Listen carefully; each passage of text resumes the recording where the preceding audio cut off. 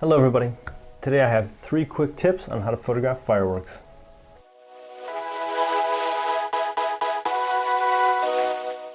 So as you know, we have the month of fireworks coming up, and if you live in Pennsylvania, you know what I mean by the month of fireworks.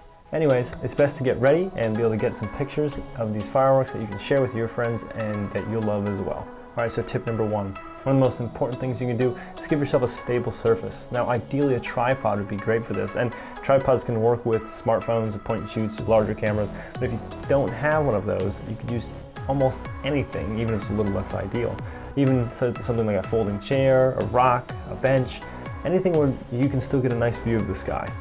This will give you a good baseline for the rest of your pictures. Alright, so next up, for step number 2, you want to take a little bit more control over your camera. If your camera has automatic modes, it may have something like a fireworks mode, which would be ideal, or even a night landscape mode, which could also work. But if your camera or phone does not have those options, you'll have to go into more manual controls.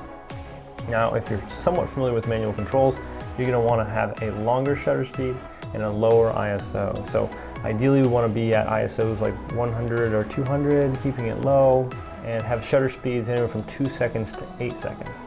And as far as aperture goes, you don't need to stop down too much because 1, it's dark out, you can't afford to, and 2, the fireworks aren't going anywhere. If you focus on them, they will be in focus.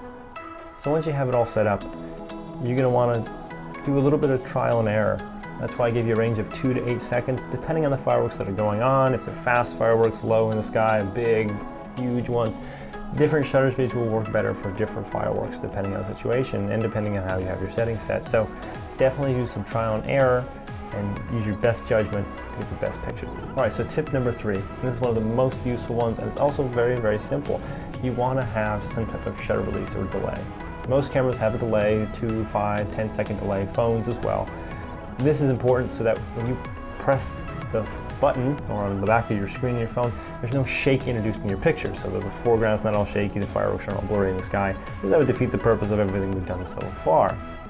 So that'll definitely help, but ideally you want a shutter release because you are able to be much more reactive. If there's a fireworks going off and you want to just press the button, you can, whereas if you're on delay, you're 2, 5, 10 seconds behind that and you may miss the shot. So having something very responsive is very useful in the situation.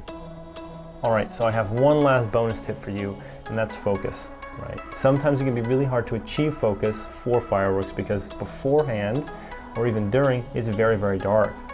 So unless you can focus on something very far away and lock it in, you're subject to getting out of focus pictures. So I have 2 tips for you. 1, if you can focus on something very far away, do so and then lock into manual focus.